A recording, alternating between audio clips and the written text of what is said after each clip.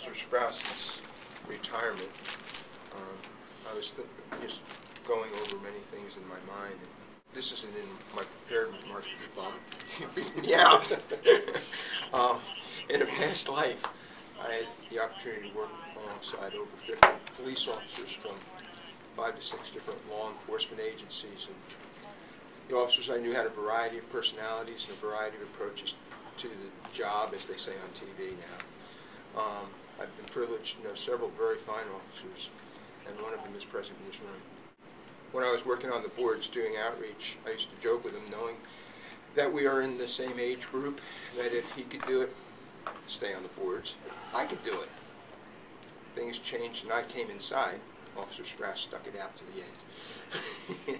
I think right till the very end. To the very end. I'm not happy about that.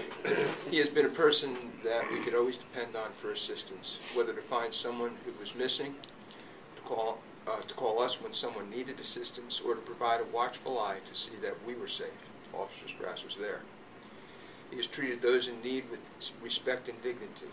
On several occasions, he has helped me personally to keep at the job of outreach. That's true. There were times when I'd come up to his car and I'd say, I'm done. I've had enough. And he'd say, no, you haven't. And that's when I started saying, well, if you can keep doing it, so can I. He's gone above and beyond to provide assistance. So now it's our privilege to express our sincere thanks to this fine officer as he concludes 25 years of service and enters into a well-deserved retirement. Thank you, Officer Sprouse. We appreciate your service and offer this plaque as a small token of our appreciation. You will be missed. Thank you. I've so appreciated your demeanor and how you've treated the people that are out there and how you've treated us. I mean, I used to walk the boards. I walked the boards for 20 years quietly. Saw a lot of activity, a lot of things go down. Just basically hustled the guys in if I could get them to come in. Those things. And I also saw you many times out there. Didn't know who you were. Just this big dude out there, this big officer, you know, but speaking to the guys gently and doing things quietly, you know, in your own way, which is very different. I mean, I'm the only guy that I think when on the first outreaches, they asked me to come out, and they towed my car. And that's how I was received. You know? Like, come on out, you know. And then I go back, hey, where's my car? You know, it was like, and the things change with working with Sid and working with men like you, and it's been just wonderful to see that kind of change and to see how you affected lives in a very positive way.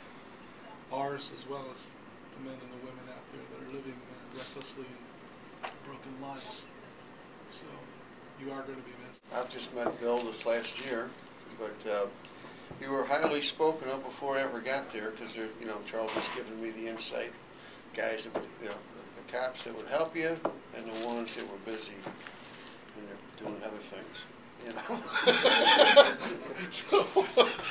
So he said, Bill Wentz and you, Officer Sprouse. He said, those two guys were ones who will help you. And turned out to be true, you know. And you have you know, when we'd stop and talk and so on and so forth, realizing that you have a real broad understanding about the homelessness and about alcoholism, and you've done researches and studies on your own, and that you really have compassion on the people that are messed up, you know, with the mental illness as well as the alcoholism and drug addiction and the dual diagnosis that you've dealt with it all for all these years.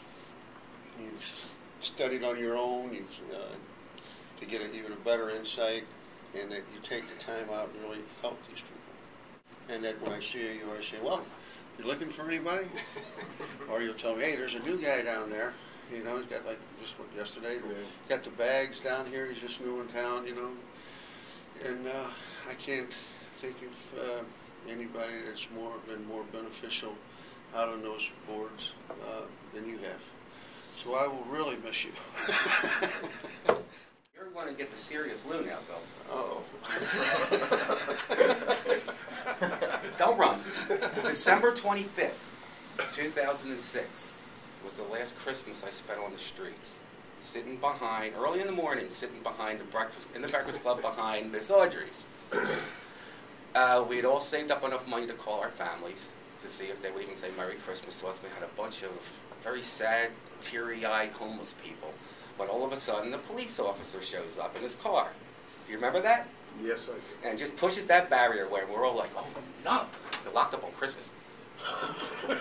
Bill Sprouse goes, "Who's in charge here?" Everybody points to, Stephen goes, him. You go, Turner, come here. Merry Christmas.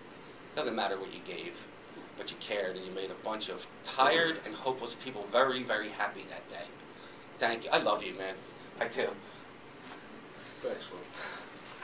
I don't think there's anybody else that has personal knowledge of Officer Strauss. So what we'd like to do is present you with this plaque in appreciation. In case you don't have your spectacles, It's big enough where I can read. presented to Officer William Sprouse, Atlantic City Police Department, this 23rd day of July 2010. In appreciation for 25 years of dedicated service to the community of Atlantic City, with special thanks from the staff and clients of the Atlantic City Rescue Mission, and in recognition of the compassionate and honorable way in which you have dispensed your duties when dealing with those in need. Thank you for your assistance in ways too numerous to list herein.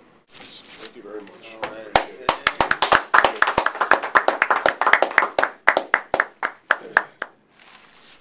Thank you very much.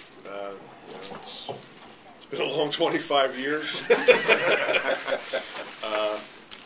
It's the best work I've done on the police department is with people out there on the street, and I've always, for whatever reason, been attached to them, and I always try to do my best for them, and I know most of them realize that. But they've all been saying the same thing to me as I run into them, when they're coherent. So, again, thank you very much.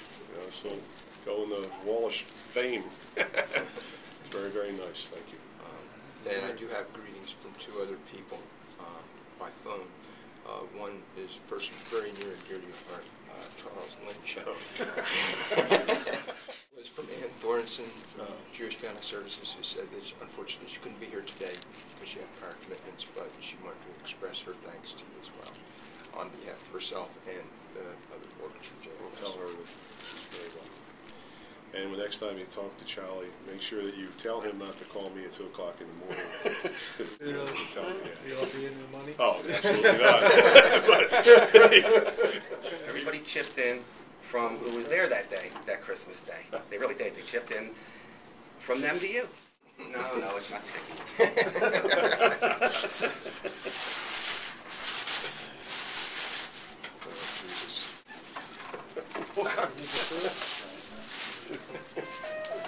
You truly have to appreciate that one there.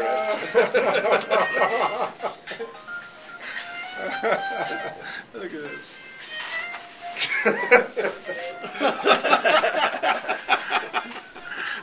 That's historic. Summer when she was working at Yeah, I was just One going to say, Christmas. before you say that, I was just going to say, this stuff isn't stolen. This isn't stolen. I had a feeling. She's so... A nice present for me for Christmas. My last act as an officer. I was forced. That happened 22 years ago. She gave a call from Statute of limitations is now gone.